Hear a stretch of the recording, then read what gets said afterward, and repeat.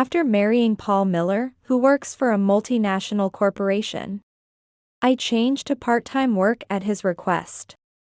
Then, Paul started to look down on me. The day after we moved into our brand new 5-bedroom house. When I returned from work, Paul had invited his mistress and their love child to our home. "Sarah, get out right now," he commanded me. "I'm going to live with my mistress and our child." "Parasite, get out of the house." Alyssa also smirked and hurled abuse at me. "I understand." I loaded the moving boxes into the car and left the house. 2 weeks later, I arranged to meet Paul and returned home. "Sarah, let's try this trendy married but separated arrangement," Paul suggested with an affected air.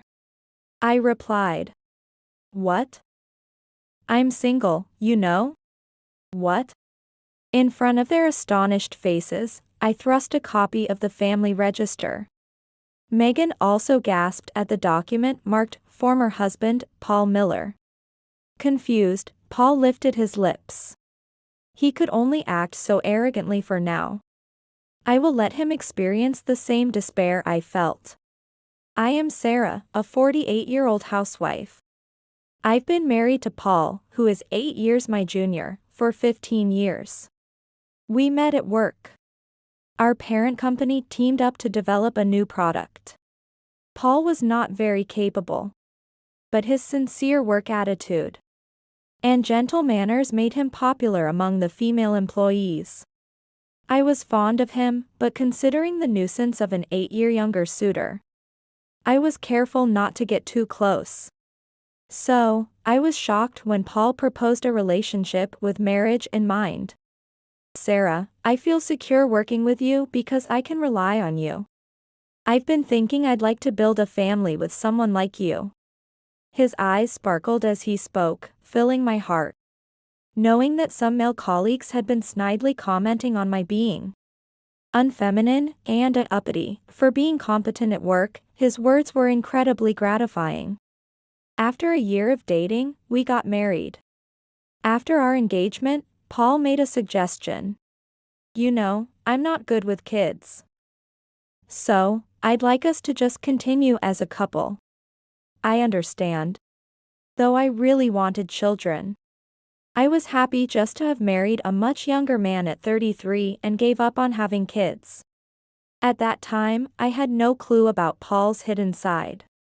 Both Paul and I worked full-time. Our combined income was decent, making us what you'd call a power couple. However, as if it were only natural, Paul pushed all the household chores onto me. Despite deciding to share housework, he quickly broke that promise after our marriage.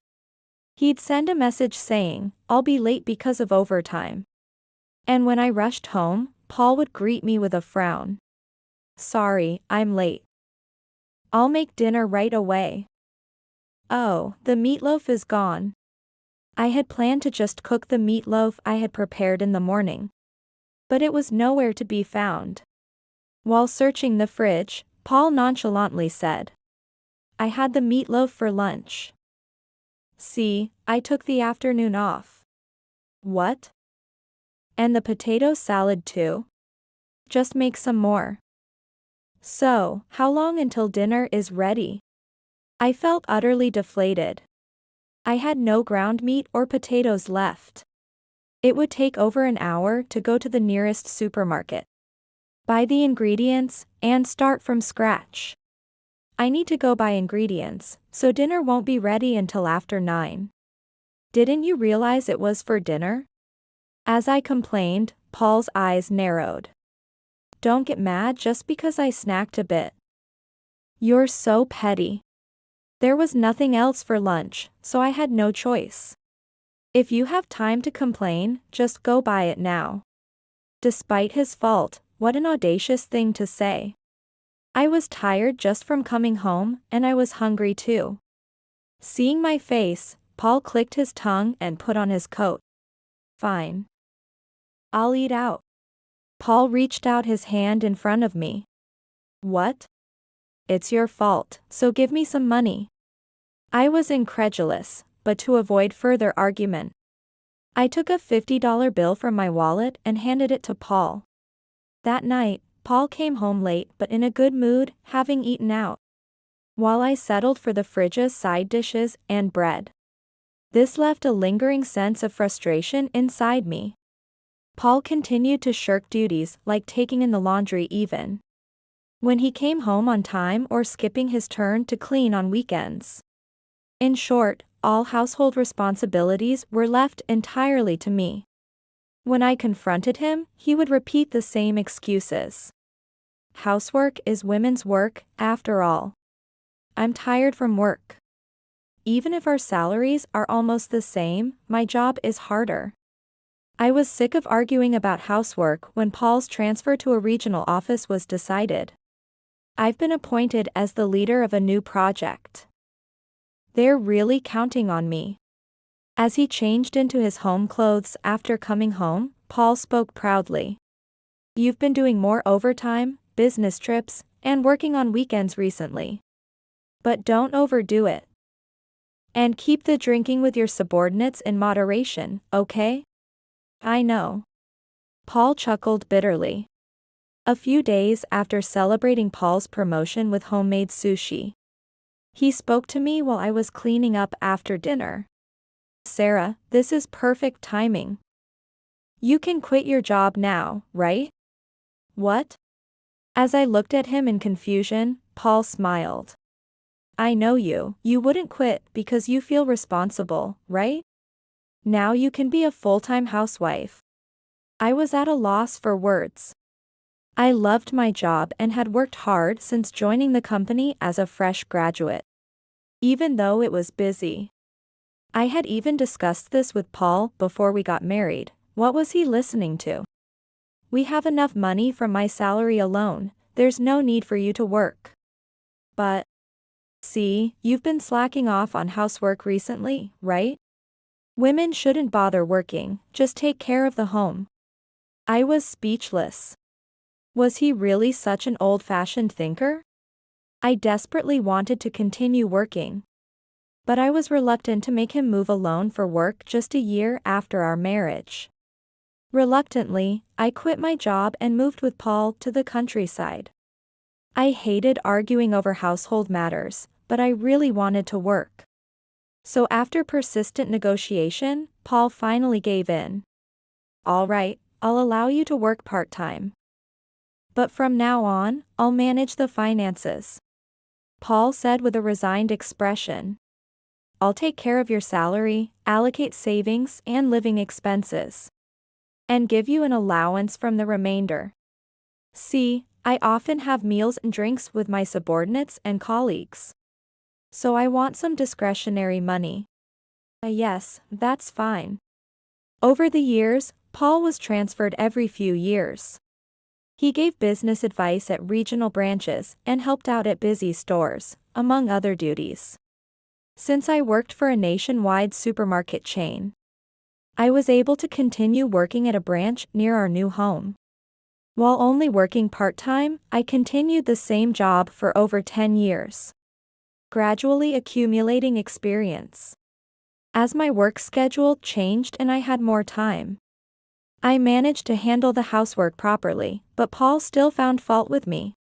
When he was in a bad mood, he would nitpick if there was a tiny bit of dust in the corner of the hallway, or a slight stain on the gas stove, and he would sneer at me. My mother managed the household perfectly even when she was feverish and dizzy. Why can't you? He compared me to his full-time housewife mother, criticizing me.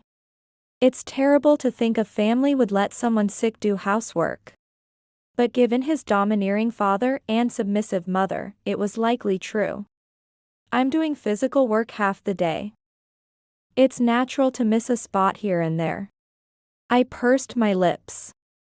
If you're going to complain that much, why don't you help out? You haven't even washed a single dish since we got married. When I finally retorted, Paul became furious. Huh? You want me, who works at a multinational corporation, to do housework? I'm more tired than you. I shrank back at Paul's angry shout. That's just an easy part-time job for you. I, a graduate of a prestigious university, am doing work that's important for the American future. And you, a third-rate university graduate, dare complain to me? That's ridiculous. The university you graduated from doesn't matter. Shut up. Who do you think allows you to live comfortably in this house? If you have complaints, we can get divorced right now. He waved a divorce paper he had apparently obtained at some point, glaring at me. After the argument, Paul would lock himself in his room. He would eat his meals there and ignore me when I tried to talk to him. He wouldn't even look at me for a while. 2 days later, while I was preparing breakfast, Paul, in his pajamas, came down the stairs and hugged me from behind in the kitchen. I'm sorry about the other day, I went too far. He whispered gently in my ear. I sighed softly. It was always like this. After a quarrel, Paul would eventually come to me with an attitude as sweet as if he were a different person. Apologizing. I guess I rely on you too much because you're older. I lashed out because my boss said something nasty to me. I'm really sorry. It was hard to push him away when he spoke in such a dejected voice. No, it's okay. I'll try to do better with the housework. You're doing enough, Sarah. Thank you for everything. When whispered sweetly, I inevitably forgave him. After all, I loved Paul. Paul is tired from work. He's really a kind person. Complaining to me is just a sign that he feels comfortable with me. That's how I made convenient excuses for myself. Unable to fully despise Paul's whims and harsh words. Even as I endured, Paul's verbal abuse only got worse. Eventually, he stopped making up to me. And it became normal for him to get angry over trivial things or treat me with a surly face. One day, a definitive event cooled my love for Paul. Paul caught the flu. Living in a company apartment, it was difficult to separate our living spaces like in a detached house. I moved a blanket to the living room to sleep separately. While caring for Paul by providing porridge, jelly drinks, and water, he seemed dissatisfied. You're sleeping in a different room even though your husband is sick in bed. Are you even a wife? He snapped at me with a hoarse voice. I'm sorry, but you know I have to work. It would be serious if I caught it. I said apologetically, and Paul's eyes widened. You cold woman. Which is more important, me or your job? Work is important too. Besides, Paul, you have a slight fever and an appetite, don't you? I feel so sluggish and it's tough. It's a wife's duty to nurse me attentively. Devote yourself more to me. I was inwardly appalled, thinking he was acting like a kindergartner. But maybe it was hard for him being usually healthy and then falling ill. Understood. Unable to refuse a sick person's request, I moved the blanket back to Paul's side and nursed him throughout the night. Predictably, as Paul recovered, I caught the infection. Then, Paul looked down on me, completely exhausted with over 100-degree fever, and declared, "Don't pass it on to me. I'm going on a trip with my colleagues. You mentioned that. Could you buy some sports drinks and soup? I used up all we had for you." Paul grimaced annoyingly. Do that yourself. I can't go out, I'm quarantined. Not my problem. You caught it because you can't manage yourself. Deal with it yourself. With that, he left for his trip cheerfully. As the door closed, I lay in my blanket, tears welling up in my eyes. Was he always this cold? He used to be so kind when we were dating. The pain in every joint and the fever made my head foggy. I was thirsty, but I had to conserve the last bottle of water by my pillow. I felt the little affection I had left for Paul cooling rapidly. Somehow avoiding dehydration, I recovered from the flu. By then, I had decided to put into action a plan I had been considering for a while. Since our marriage, I had lived in company housing to follow Paul's transfers. But now that my fondness for Paul had completely faded, I planned to stay put when the next transfer order came. Currently, Paul had returned to the headquarters where he was initially when we got married. In the neighboring town, I inherited some land from my late parents. I thought of building the spacious single-family home I had always dreamed of there. When I mentioned it to Paul, his eyes widened in surprise before his face lit up. A new 5-bedroom single-family house, huh? Cool. Can I do the interior and layout as I like? Of course. A courtyard with parking for 3 cars? Paul seemed excited as if it were his own matter. It's been a while since I've seen him smile. I planned a guest room with a wide veranda, a closet room, and a theater room, and it just kept getting bigger. That's a nice house. They will be happy too. What? Oh, nothing. Paul chuckled, shaking his shoulders. 6 months later, once the house was completed and various procedures were settled, we moved out of the company housing. My workplace was short-staffed, so I took only the day of the move off, and the next day. Paul, who had taken leave, handled the unpacking while I went to work. Returning home, I saw an unfamiliar pink car in the brand new parking area. Feeling uneasy, I hurried to the front door. Inside, next to Paul's leather shoes, yellow sneakers and leopard print pumps were scattered about. From down the hall, I could hear Paul's cheerful voice, a young girl's childish one, and a young woman's voice. Felissa, do you like my house? Of course, Dad. I can brag about it to everyone. You really can tell you work for a big company. How about you, Megan? It's more wonderful than I imagined. It's like a dream to live in such a house. The woman's shrill voice filled with excitement. You promised we'd live together when you moved back here. I believed and waited for you. I told you I'd call you guys. Paul boasted confidently.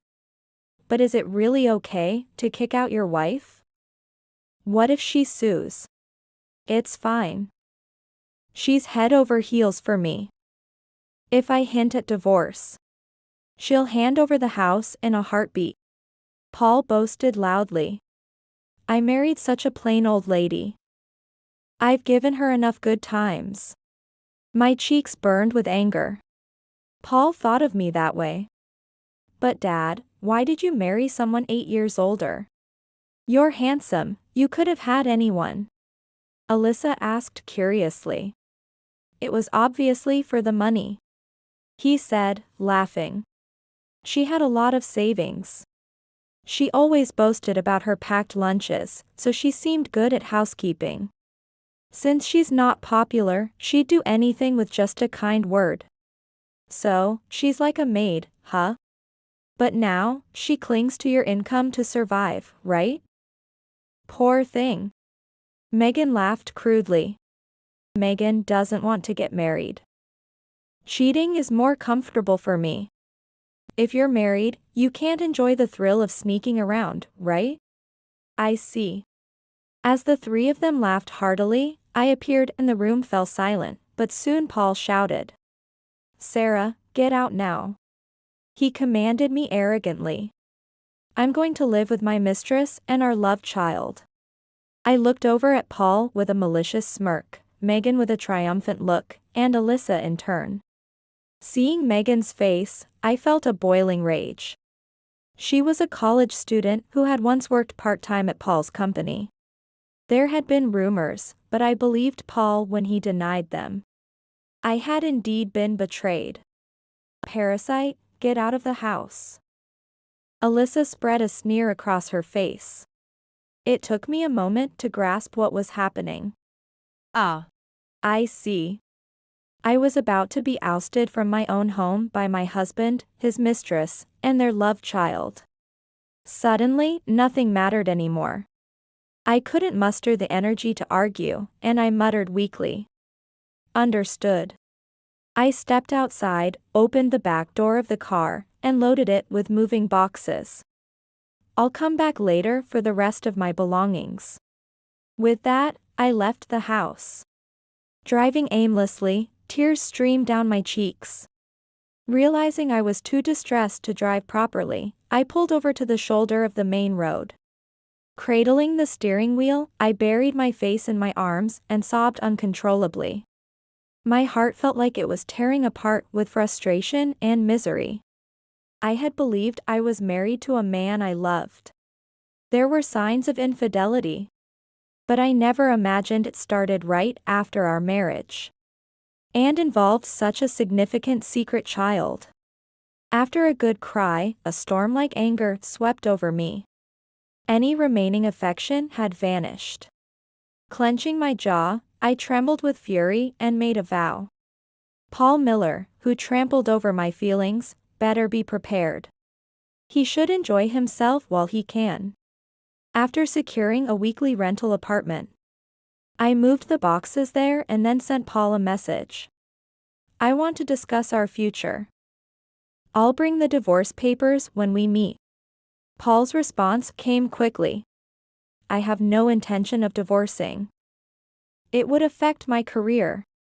You'd want to brag to your friends about having a husband who works at a big company, right? Ah. You don't have any friends. I snapped back angrily. I didn't marry you for your job title. I don't care. But no divorce. I just want to live in that house with Megan and Alyssa. How shameless can one be, to have a mistress and a loved child and still refuse divorce? The only option left was to hire a lawyer experienced in divorce cases. Thinking this, I decided to seek advice from Jenny, a former colleague who had been through a divorce herself. We arranged to meet after work the next day. The next day, as I waited in a cafe near my office, Jenny arrived. I apologized immediately. Sorry for bothering you during your busy schedule. I wanted to talk in person. No problem. I wanted to see you too. Have you been well? As I hesitated to answer, Jenny's expression darkened. Is it something about Paul? Actually. After I explained everything, Jenny visibly became angry. He seemed nice, but he turned out to be a scoundrel. He's decent at his job and has a good manner, so I trusted him. Then Jenny had a realization. Wait, Megan Gale? Isn't she the girl who was rumored before? She interned with us when she was 20, right? He denied having anything with her, saying he wouldn't mess with a college student. I lowered my voice. That's right. It was the year after we got married. Paul cheated on me with her and even had a child, and they've been involved ever since. Unbelievable. What a lowlife. Jenny's face turned red with fury. Now, you should take a hefty compensation and vent your frustration. Maybe that's too mild? Whatever it is, we need to make him deeply regret betraying you. You often hear about men buying apartments for their mistresses. But inviting them to live in his house and kicking out his wife is insane. And still, he doesn't want a divorce. How selfish. Jenny nodded in agreement as I vented. He's turning 40 this year, right? Is he a section chief now? If things go as they are, he might become a department head in a few years. The thought of a man who wrecked his home commanding respect at work made me nauseous. Are you just going to stand by and watch? With a sly grin, I shook my head. Of course not. I'm not going to be humiliated and do nothing. First, we'll start with an investigation. Looking into my eyes, Jenny spoke. I'll introduce you to the detective agency I used. They're pricey but trustworthy. The lawyer I hired is also excellent for infidelity cases. Please, I've looked into it, but nothing felt right. As I finished my coffee, Jenny offered reassurance. If it helps, I'm always here to listen to your complaints. Don't hesitate to contact me. Understood. Thank you. After thanking Jenny, I immediately called the recommended detective agency. A month later, with the investigation results in hand, I contacted Paul again to visit the house. Arriving around noon, naturally, Megan and Alyssa were there to greet me at the entrance. Inside, the living room, incongruously decorated with tacky gold shelves and a cheap-looking sofa set, was now their domain. Megan spoke to me in a pretentious tone. "You're the first guest, Mrs. So." As a welcoming gesture, Alyssa baked some cookies. "Please, have some." Cookies? Could they be poisoned? Watching Megan and Alyssa's sneering laughter, such a thought crossed my mind. Surely, you're not so mean as to reject a child's homemade sweets, are you? Of course. I'll have some. Reluctantly, I answered and sat on the sofa I was shown. Paul was delightedly watching Megan and Alyssa, who were eagerly hosting me. As I felt dismayed by the altered state of the room I had designed, they brought coffee and cookies. "Parasite, Mrs. Miller, please enjoy." "Thank you. I will." I put on a fake smile and picked up a cookie to eat. When I tried to bite into it, it was as hard as a rock and almost dislocated my jaw. "Sarah, Alyssa's cookies are like hard candy, tasty, right?" Paul spoke with a doting smile. "She dreams of becoming a pastry chef. She's got a bright future, huh?" "Dad, you're embarrassing me." "Stop it. From the outside, it looked like a sweet father-daughter interaction, which infuriated me even more. He had refused a family life with me, using his dislike for children as an excuse. Yet he had conveniently had a daughter with his mistress. What was I to him then? I felt utterly frustrated. "So, what brings you here today?" "I came to talk about divorce, obviously." I replied curtly, and Megan coiled up flirtatiously. "Mrs. Miller, don't misunderstand. I have no intention of marrying Paul." She leaned against Paul, her voice sugary sweet. "Divorce would affect his career, right?" "I don't want to trouble the man I love." Megan really gets me. Paul's eyes softened. "So, Sarah, let's try this trendy married but separated life. It'll be tough on your meager salary to live alone, but, well, do your best." "Mrs. Miller, you're a parasite. Without Dad's money, you'd be lost. But Dad loves only our mom and me, so it can't be helped." Alyssa's words made Megan smirk. "It's your fault for being discarded." "Sorry for you." As the three of them laughed uproariously, I responded coolly. "What? I'm single, you know." "What?" In front of their wide-eyed expressions, I thrust the family registry at them. The document labeled ex-husband, Paul Miller, made all three gasp. "Hey, what's this about? You handed this to me, right, Paul? And you were so kind to have already signed it." I said coldly. "Remember? You threatened me during our last argument. If I couldn't listen to you, you'd divorce me, you said." "What? Did that really happen?" Paul's face twitched. "When I was moving my stuff, I found it in the chest in the bedroom. So, I submitted it to the lawyer's office." Paul's face flushed as he began to rant. "You can't just do whatever you want. What if I can't get promoted because of this?" "Exactly. You take responsibility." "Oh, but you're just a regular employee, pretending otherwise." I chuckled, and Paul froze. "What?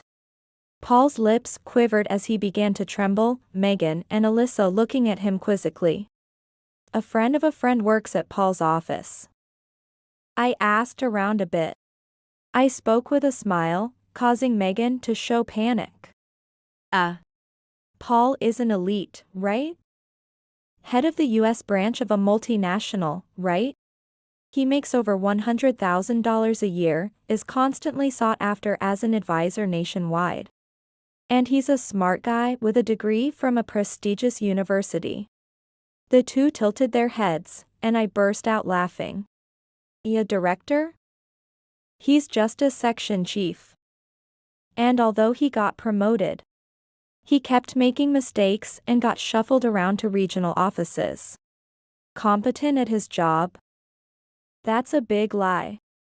Megan's face stiffened, but she quickly plastered on a smile and hugged Paul from behind. Oh Paul, you're so modest. You think I'd leave you over that? Isn't that nice, Paul? You have such a kind mistress. Maybe it's time to come clean? I advised Paul cheerfully as he kept his gaze on the table, silent. If you won't say it, I'll expose it for you. I took out photos and investigation reports from my bag and laid them on the table. Megan and Alyssa leaned in. Megan's face changed color instantly. Who are these four women with kids and Paul? This girl looks a lot like me. At that, Megan's eyes widened. You don't mean? Exactly. Paul's mistresses and their hidden children. Megan and Alyssa gaped. 1. I pointed at Megan and then counted the photos. 2, 3, 4, 5. What's that? The ranking of the mistresses. I smiled sympathetically at Megan, who looked shocked. Lucky you, Megan. It seems you're his number one in both creation and priority. I explained kindly to the speechless Megan. Paul has been messing up at work, getting transferred, and then hitting the nightclubs. He's been making mistresses and children everywhere. Though he told them he was married, he kept his other affairs a secret. Glancing sideways at the downcast Paul, I continued.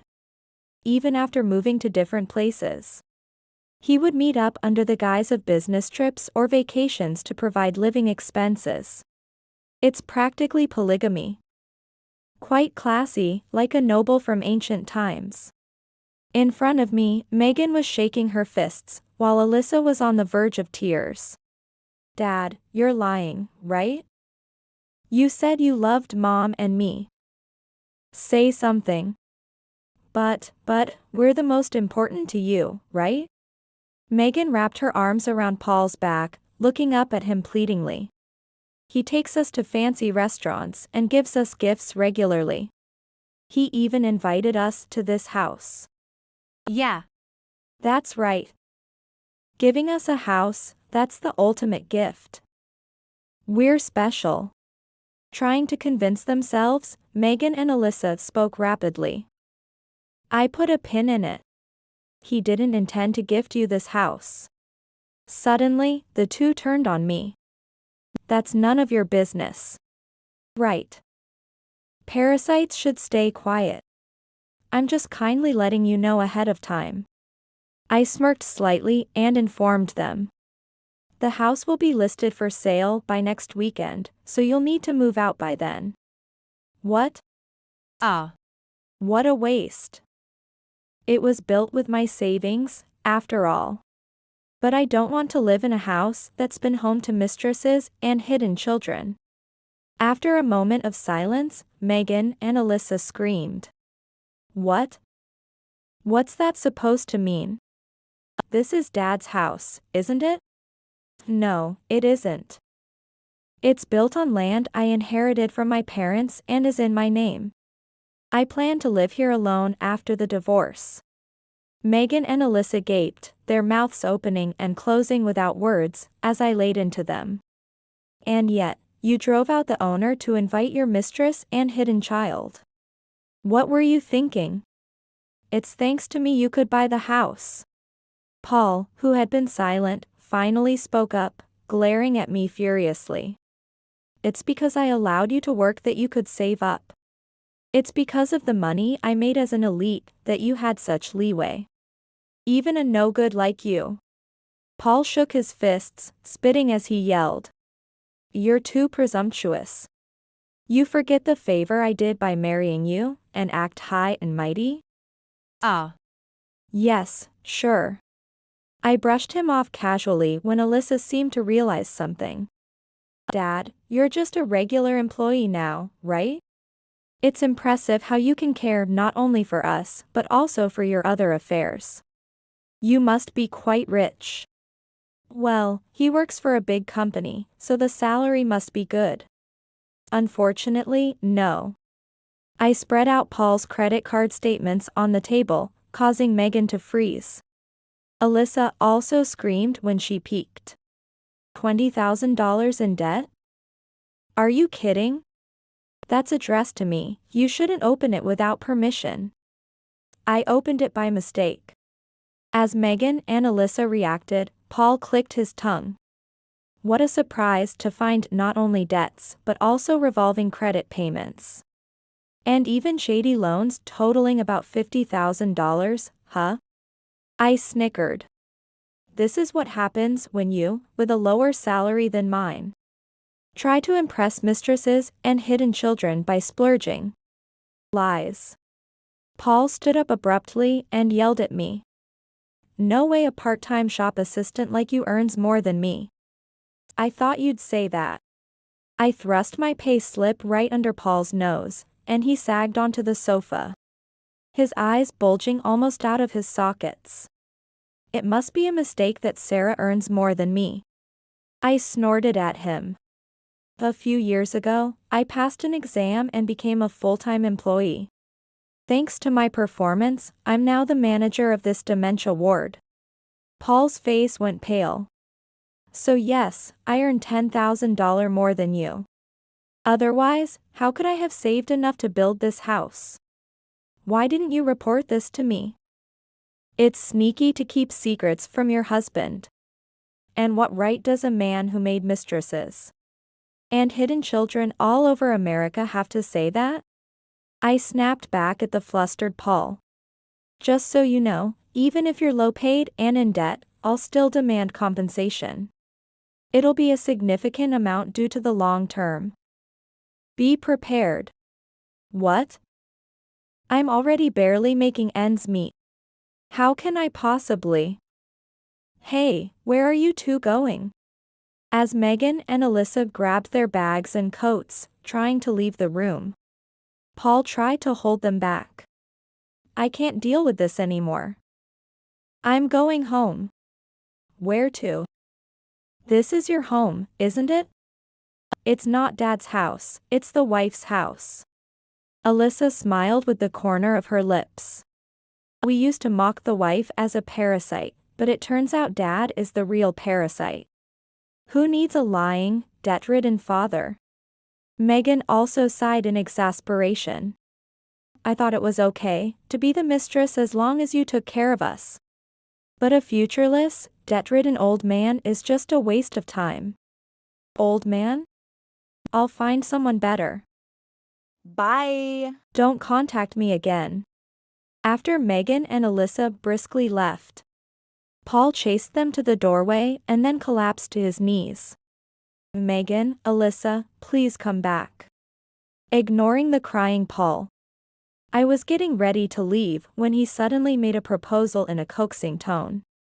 Hey, let's get remarried. What? I'll forgive you for filing the divorce papers on your own. Let's start over. I really do care about you the most. I was utterly flabbergasted and showed him the mobile phone I had in my pocket. It's too late. I asked Jenny's friend to live stream everything to your boss. Paul turned pale. You got away with your mistakes by being transferred to the provinces before. But this time you're probably getting fired. He gasped inaudibly and slumped down. Without looking back at Paul, I left the house. Paul, having given up on rebuilding things with me, apparently kept pestering Megan and Alyssa to come back.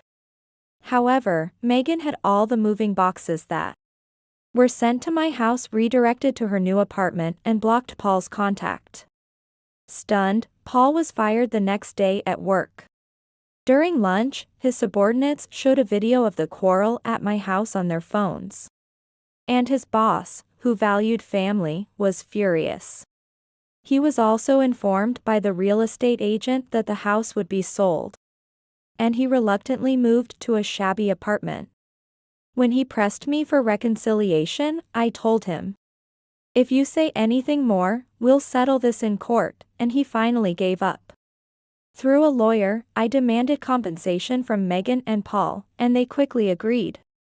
Megan paid the compensation with borrowed money and had to increase her daytime job in addition to working at a bar. Working non-stop, her once glamorous appearance is no longer recognizable. Paul is also juggling multiple part-time jobs to manage his soaring debt. Naturally, he has neither the time nor the money to visit his favorite nightclubs anymore. With the money from the house sale and the compensation, I moved into a high-rise apartment. Though it was sad to let go of the house I had designed with so much care. My new, simpler, and functional apartment is quite nice too. I love the night view from the large windows. Now that I'm not forced to do housework for Paul, I've switched to full-time work. From now on, I plan to fully enjoy life, catching up on movies, traveling, and doing all the things I've had to hold back on.